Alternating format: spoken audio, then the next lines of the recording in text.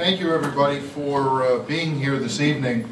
I have really had a pleasure returning to Vermont. As was stated earlier, I have come to Vermont for years, since I was about 10 years old, to visit my family in Killington and have great memories skiing at Killington, spending a lot of Thanksgivings and Christmases and New Year's here with my folks and my siblings and the friends that we have made over the years.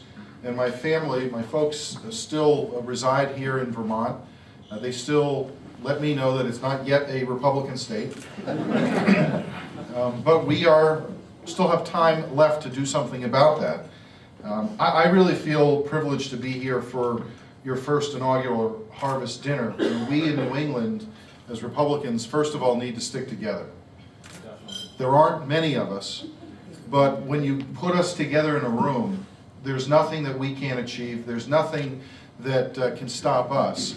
And I think it's because our ideals and the positions that we take and the veracity with which we move forward on our belief system is impenetrable. Democrats in this region cannot counter to the policies and the solutions and the ideas and the innovations that we come up with as Republicans, as job creators, as leaders, as visionaries. But we also need to stick together, because when you see that message dissolved through the states without a unifying approach, unfortunately what happens is Democrats overcome and they win. But we can turn that around.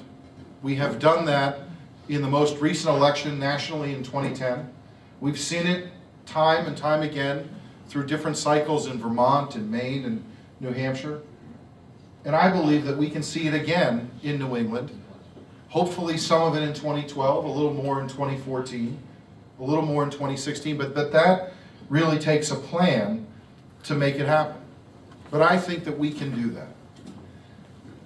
I really want to say, pay very great compliments to your Lieutenant Governor, Phil Scott. He and I have been chatting and putting some plans together where the two states can help each other and work together. I like the fact that he's a Lieutenant Governor, but I wouldn't mind removing the LT.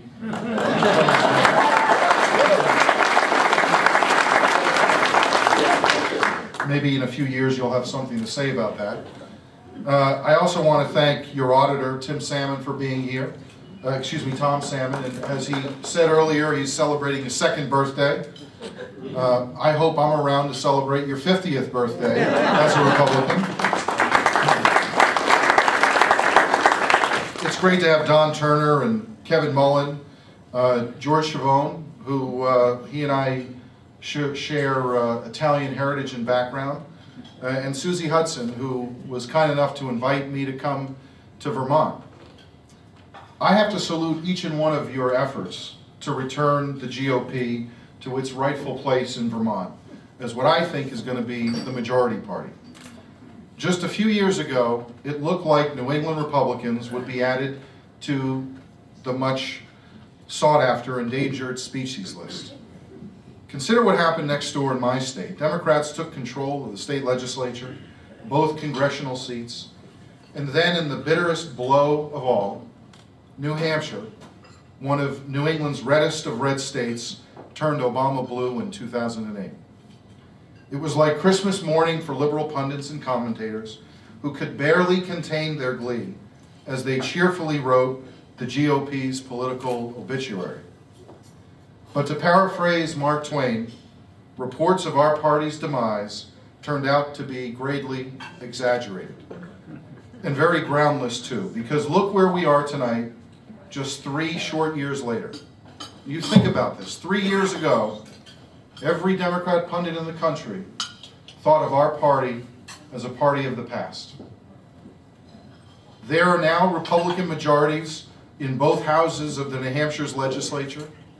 My colleague Charlie Bass and I serve in the Republican-controlled U.S. House of Representatives.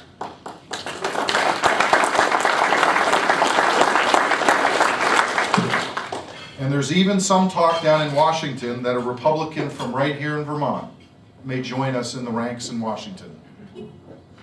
I know that sometimes we feel that that can be a tough hill to climb.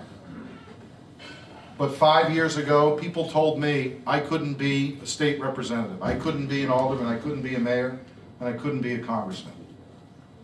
Well, I'm glad they kept on telling me that, because it made me work harder and made me work harder, and so far, I have had the great fortune to prove each and every one of those pundits wrong. And we can do it here, right here in Vermont. There are similar signs of a Republican resurgence, and they're popping up all across New England, emboldening our hearts and giving us fresh confidence and optimism. For example, Republican Scott Brown holds the same Senate seat Ted Kennedy occupied for nearly half a century. Imagine how hard people would have laughed if we had said back in 2006 or 2008 that a Republican would be a U.S. Senator from Massachusetts. So there are so many reasons for us to be optimistic, to look forward to next year's election with great hope and great opportunity.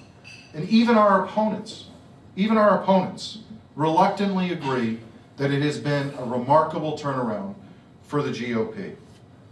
I've been in Congress now for just about 10 months, and I wanted to share with you a little bit about what it's like to serve as a freshman in the new Republican-led House of Representatives. I'm part of a class of 87 freshmen. It is nothing short of historic. Each and every day, I get to walk into the Capitol, take a voting card out, and vote to improve our country, to improve my state, to improve our region. And I get to say that I represent more than 650,000 people. That's because America has the opportunity and the spirit of entrepreneurship, of innovation, of ideas. It's not because solely I put my name on a ballot. It's because Americans decided they wanted change in our nation. They wanted change in the Granite State, and I certainly know that they want change here in Vermont too.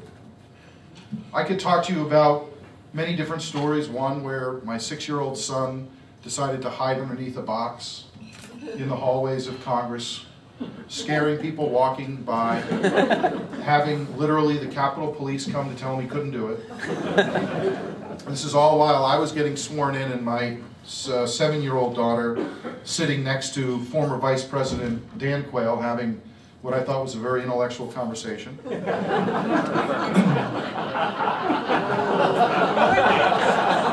can say that because I'm friends with his son. I could tell you about the time that I was in the Capitol, I walked out a door and the alarm went off. And as a new member of Congress, you don't quite know what to do when you walk through a door in the Capitol and the alarm goes off and you see blue lights and big guys, bigger than me, emerging out to find out who you are. But I will tell you very simply, it's been not just an amazing 10 months, a group of eclectic moments and memories, but also sad ones. In January, after I took the oath of office, one of the proudest moments for me, for New Hampshire, for my family, days into our first session, a disturbed young man tried to take the life of Congresswoman Gabby Giffords. We all took great poise that day. I certainly remember where I was. I was in Washington. But we were all grateful for her amazing survival and her incredible recovery. And she joined us on the House floor just a couple short months ago to vote once again on behalf of her constituents in Arizona. Her office is two floors below mine, and just days before the attack, we joined together in reading the United States Constitution on the House floor for the first time in our nation's history. In fact, she spoke immediately before I did. It was a poignant moment, not just for me, but I think for the country, to see members of Congress walk to the podium, open the Constitution, and read a passage just like members intended us to do when the founders created this great nation.